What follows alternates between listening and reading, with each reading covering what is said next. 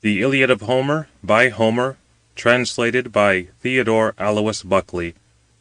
Section 7, Book the 7th. Argument. Hector challenges the bravest of the Greeks to a single combat, and 9 of the chiefs having cast lots, Ajax is appointed to meet him. Having protracted the contest till night, the combatants exchange gifts, and separate. A truce is then made for the purpose of burying the dead, and the Greeks fortify their camp. Thus having said, illustrious Hector rushed forth from the gates, and with him went his brother Alexander, for both were eager in soul to wage war and to fight.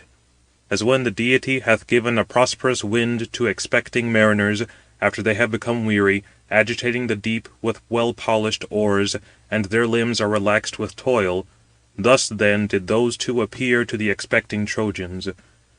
Then they slew the one indeed, Menesius, son of King Areithus, whom the club-bearer Areithus and large-eyed Philomedusa brought forth.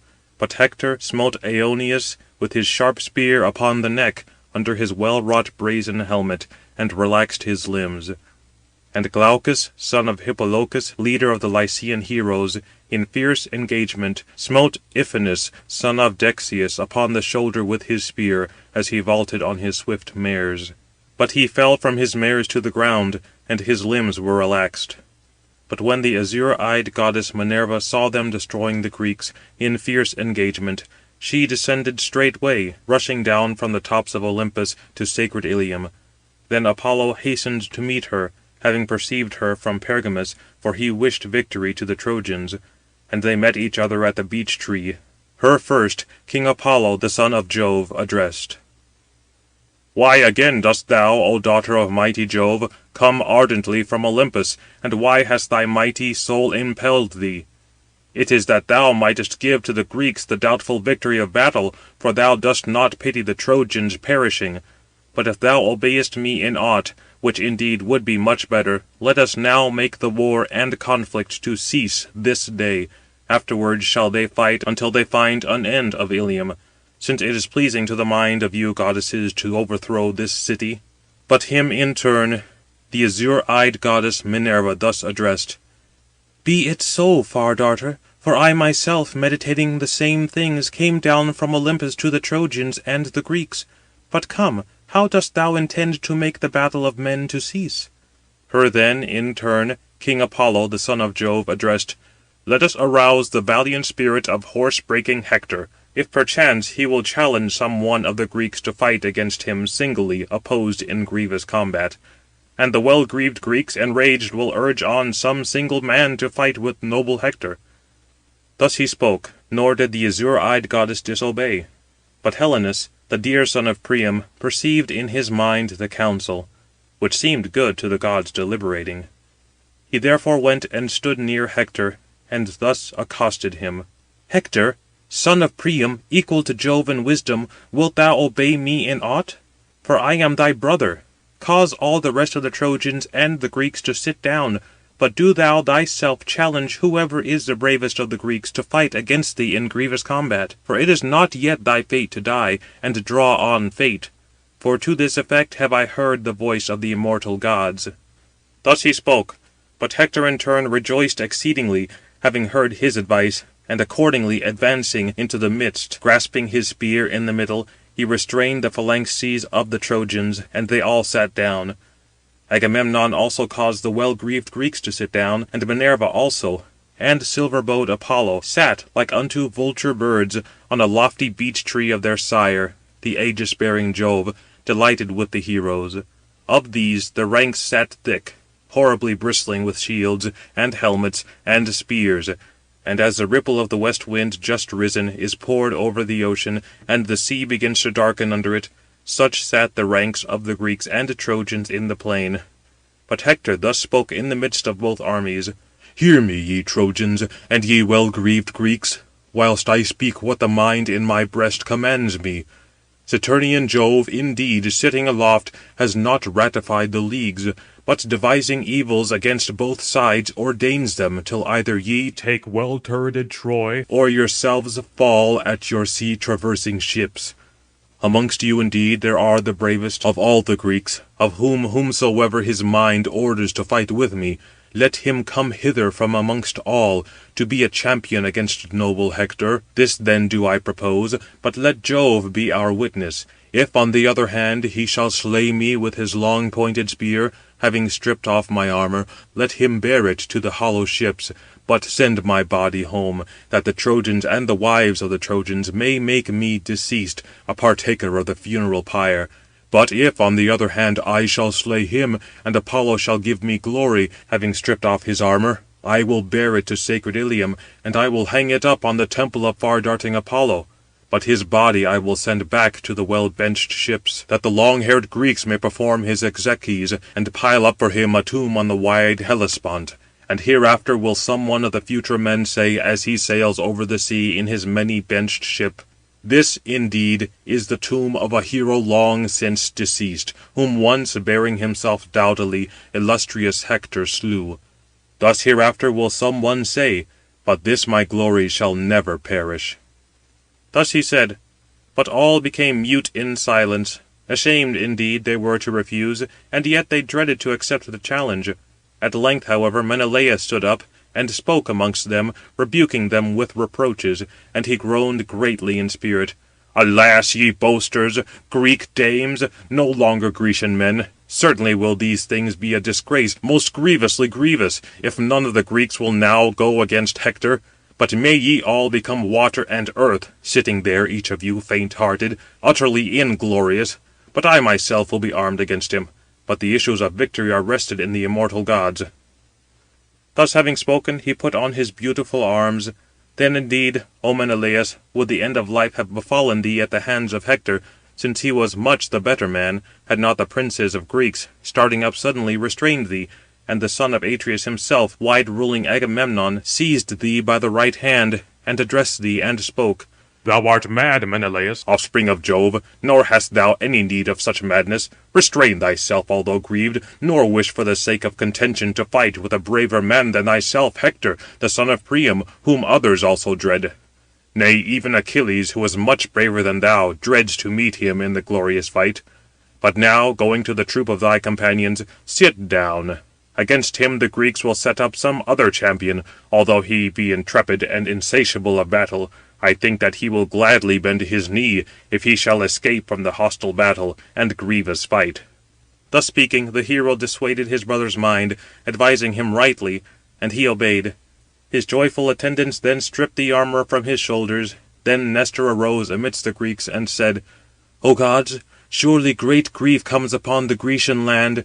Certainly the aged knight Peleus, the excellent counsellor and adviser of the Myrmidons, will greatly lament, who formerly interrogated me, greatly rejoiced in his palace, inquiring the race and offspring of all the Greeks.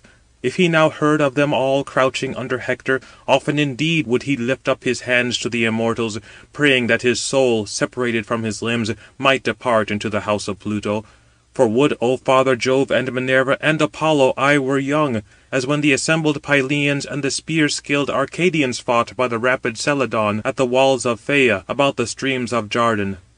With them Ereuthalion, godlike hero, stood in the van, bearing on his shoulders the armour of King Areithous, of noble Areithous, whom men and beauteous-girt women called by surname Corynates, since he fought not with a bow, nor with a long spear, but used to break the phalanxes with an iron club. Him Lycurgus slew by stratagem, not by strength, in a narrow defile, where his iron club did not ward off destruction from him. For Lycurgus, anticipating, pierced him right through the waist with his spear, and he was dashed to the ground on his back. And he spoiled him of the armour which brazen Mars had given him, and he indeed afterwards bore them himself in the battle of Mars. But when Lycurgus had grown old in his palaces, he gave them to his beloved attendant Ereuthalion to be borne, and he, having his armour, challenged all the bravest. But these trembled and feared very much, nor did any one dare to withstand him. But my bold mind by its confidence urged me on to fight him. Now I was the youngest of them all, and I fought with him, and Minerva gave me glory, and I slew this most mighty and valiant hero, for vast he lay stretched out on this side and on that. Would that now I were thus young, and my strength entire, so quickly should crest-tossing Hector meet with a contest. But those of you who are the bravest of all the Greeks, not even you promptly desire to go against Hector." Thus did the old man upbraid them, and 9 heroes in all arose. Much the first arose Agamemnon, the king of men. After him arose brave Diomede, son of Tydeus, and after them the Ajaces, clad in impetuous valour. After them Idomeneus and Meriones, the armour-bearer of Idomeneus, equal to man-slaughtering Mars. After them Eurypylus, the gallant son of Evaemon, and there also arose Thoas, son of Andramedon, and divine Ulysses. All these wished to fight with noble Hector. But these again the Gerenian knight Nestor addressed: "Decide now, exclusively by lot, who shall obtain the accepting of the challenge, for he indeed will aid the well-grieved Greeks, and he will also delight his own soul, if he shall escape safe from the hostile war and the grievous fight." Thus he spoke, and they marked each his own lot, and they cast them into the helmet of Agamemnon the son of Atreus. The people supplicated, and raised their hands to the gods, and thus would one of them say, looking towards the wide heaven: "O Father Jove, grant that Ajax obtain the lot, or the son of Tydeus, or the king himself of rich Mycenæ." Thus they spake, and the Gerenian knight Nestor shook the lot, and the lot of Ajax, which indeed they wished for, leaped forth from the helmet. Then a herald bearing it around through the multitude, beginning at the right, showed it to all the chiefs of the Greeks. But they, not recognizing it, disclaimed it severally. But when at last the herald carrying it round through the multitude came to him, illustrious Ajax, who had inscribed and cast it into the helmet, he stretched forth his hand, and the herald standing near placed it in it. Having inspected it, he knew his own mark, and rejoiced in his soul. He cast it on the ground at his feet, and said, "O friends, surely the lot is mine, and I myself rejoice in my soul, since I think that I shall conquer noble Hector. But come, while I put on my warlike arms, do ye meantime pray to Jove, the Saturnian king, silently within yourselves, that the Trojans may not hear, or even openly, since we fear no one at all. For no one willingly shall by force overcome me against my will, nor through my inexperience, since I hope I have not been so ignorantly born and bred at Salamis." Thus he spoke, but they prayed to Jove, the Saturnian king, and thus would one of them say, looking towards the wide heaven: "O Father Jove, ruling from Ida, most glorious, most mighty, grant to Ajax to bear away victory and illustrious glory. But if thou lovest Hector also, and carest for him, grant equal might and glory to both." Thus they spake, and Ajax was arming himself in splendid brass. But when he had put on all his armour round his body, then he rushed forward, as moves mighty Mars, who goes to war amidst men, whom the son of Saturn has engaged to fight with the strength of soul-gnawing strife. Such mighty Ajax advanced, the bulwark of the Greeks, smiling with grim countenance. But he advanced, taking long strides with his feet beneath, brandishing his long-shadowed spear. The Greeks on their part rejoiced much on beholding him, but dire dismay seized the Trojans, each one as to his limbs, and the soul panted in the breast of Hector himself. But now he could not in any wise retract through fear, nor retire back into the crowd of the people, since he had challenged to the fight. But Ajax drew near, bearing a shield like a tower, brazen, covered with 7 ox hides, which for him the artist Tychius labouring had wrought, dwelling at his home in Hyla, by far the most excellent of leather-cutters, who for him had made a movable shield, of 7 hides of very fat bulls, and drawn over it an 8th layer of brass. Carrying this before his breast, Telamonian Ajax stood very near Hector, and menacing, addressed him: "O Hector, now thou, alone with me, alone, shall plainly know what kind of chiefs are present with the Greeks, even besides Achilles, the breaker of ranks, the lion-hearted. But he indeed abides at his high-beaked sea-traversing ships, enraged against Agamemnon, the shepherd of the people. Yet we are such, even many of us, who can go against thee. But begin the battle and the strife." Him then, in turn, the mighty crest-tossing Hector addressed: "Thou Jove-sprung Ajax, son of Telamon, ruler of the forces, tamper not with me as with a weak boy or a woman, who knows not warlike deeds, but I well know both battles and manslaughterings.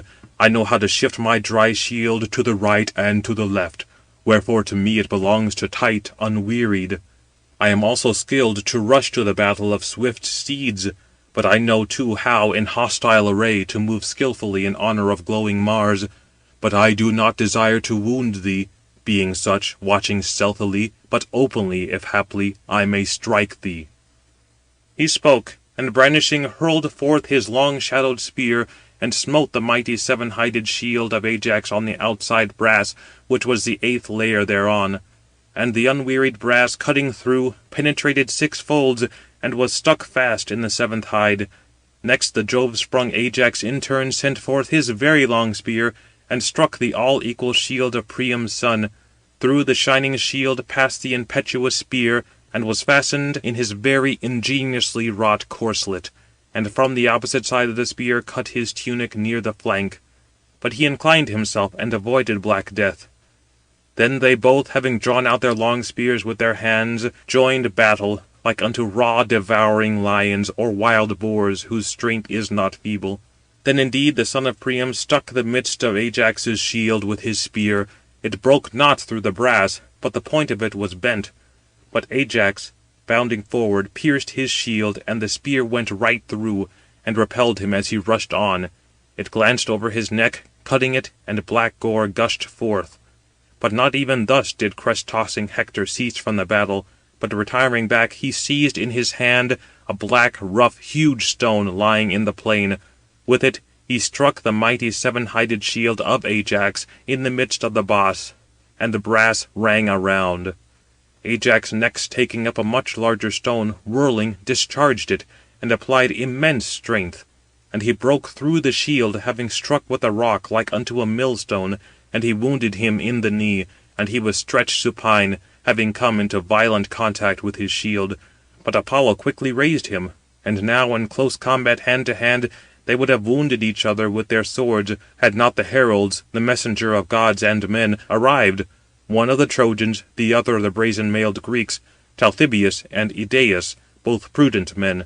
And between both armies they held their sceptres. But the herald Idæus, skilled in prudent counsels, said, "No longer, my dear sons, war or fight, for cloud-collecting Jove loves you both. Ye both are warriors, and this we all know. Night is now approaching, and it is good to obey night." But him Telamonian Ajax answering addressed, "Idæus, order Hector to speak these words, for he challenged all the bravest of our side to battle. Let him begin, and I will entirely obey, if he indeed does so." But him crest-tossing Hector addressed in turn, "Ajax, since some god has given thee size, and might, and prudence, and thou art the most excellent of the Greeks at the spear, let us now cease from battle, and contest for this day.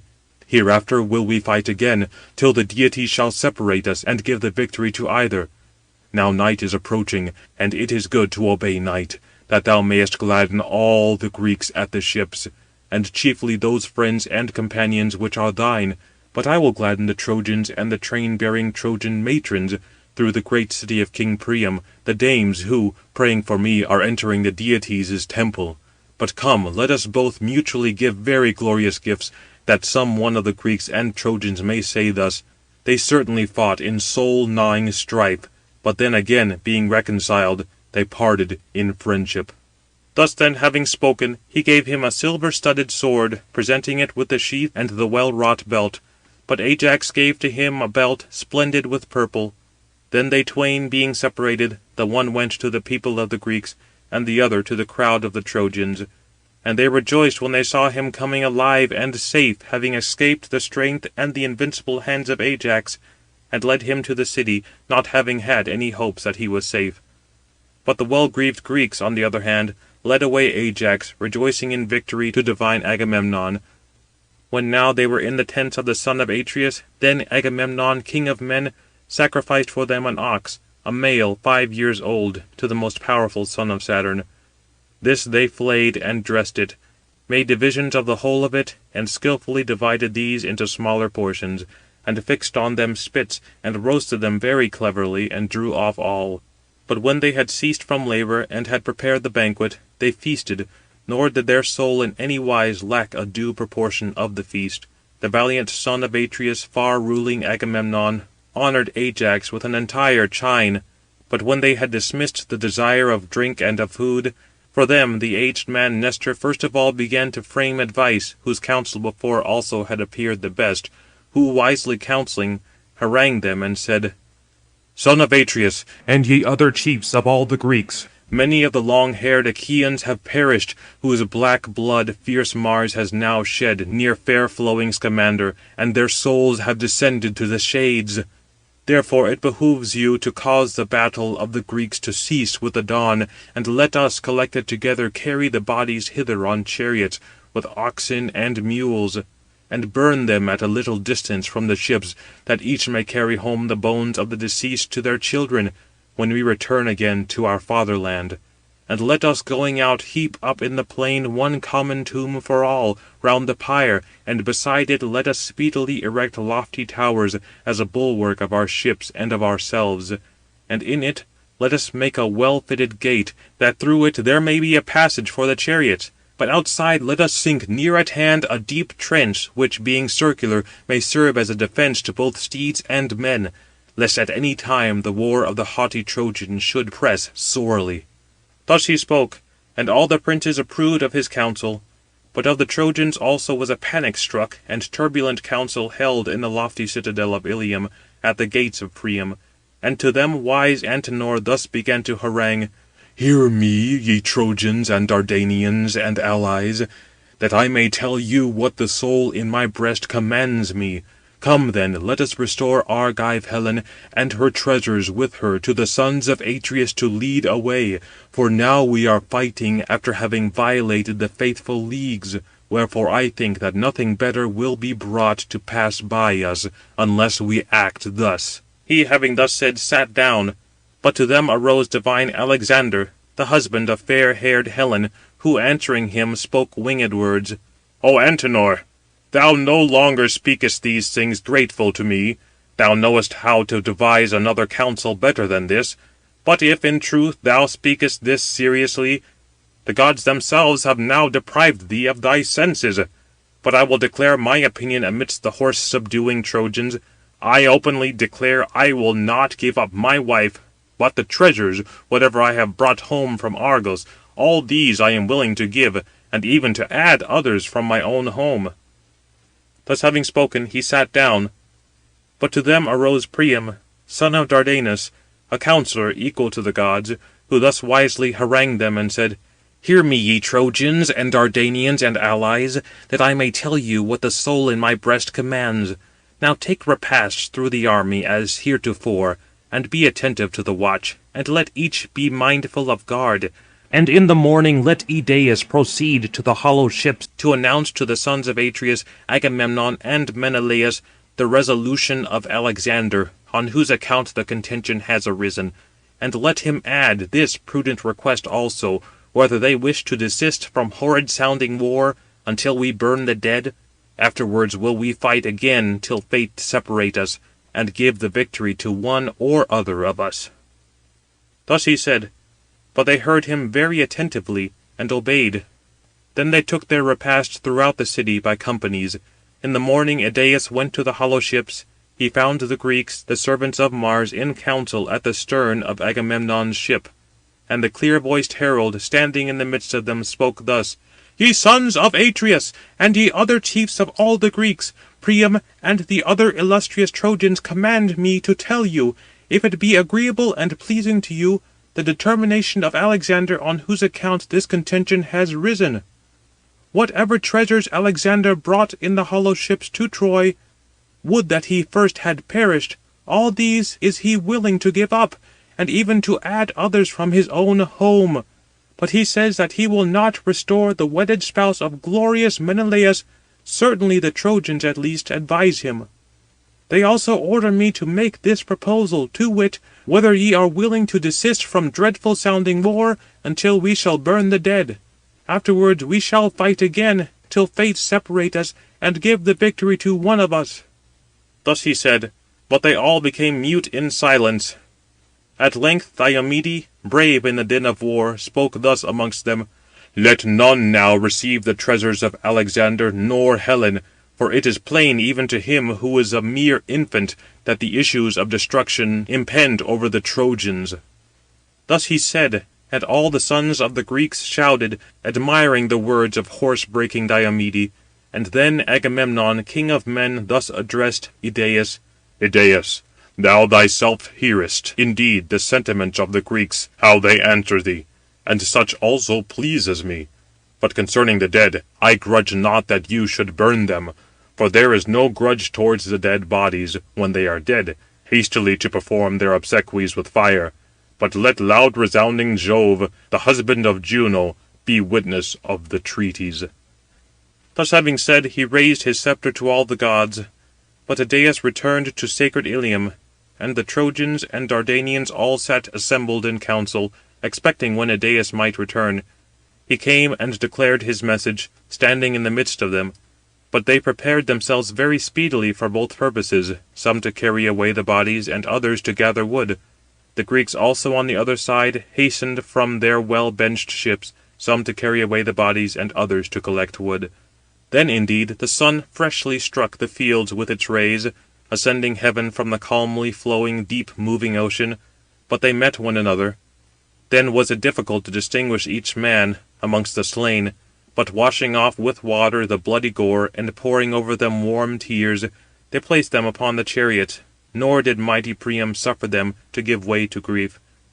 In silence, therefore, they heaped the bodies on the pile, grieving at heart. But when they had burned them in the fire, they returned to sacred Ilium. In like manner also on the other side, the well-grieved Greeks heaped the bodies on the pile, grieving in their heart, and having burned them with fire, they returned to the hollow ships. And when it was not yet morning, but still twilight, then a chosen band of Greeks arose about the pile, and going out from the plain, they made around it one common tomb, and near it they built a wall and lofty towers, a bulwark for their ships and of themselves. In them they made well-fitted gates, that through them there might be a passage for the chariots. Without they dug a deep ditch, near it broad and large, and in it fixed palisades. Thus the long-haired Greeks on their part laboured. But the gods, on the contrary, sitting beside a thundering Jove, were admiring the mighty work of the brazen-mailed Greeks. But to them Neptune, the earth-shaker, thus began to speak: "O father Jove, is there any mortal on the boundless earth who will any more disclose his mind and counsel to the immortals? Dost thou not perceive how the long-haired Greeks have built a wall before their shipping, and have drawn a ditch all around? Nor have they given up splendid hecatombs to the gods? The fame of this work will certainly be wherever light is diffused, but they will forget that wall which I and Phœbus Apollo, toiling, built round the city for the hero Laomedon." Him, greatly enraged, the cloud-compelling Jove addressed: "Ha, thou far-ruling earth-shaker, what hast thou said? Another of the gods, who is much weaker than thou in hands and in might, might have dreaded this idea, but thy glory shall assuredly extend as far as light is diffused. Howbeit, when the crest-waving Greeks shall have departed with their ships into their dear fatherland, do thou, overthrowing this wall, sink it all in the deep, and again cover the great shore with sand. Thus may this mighty rampart of the Greeks be wholly effaced.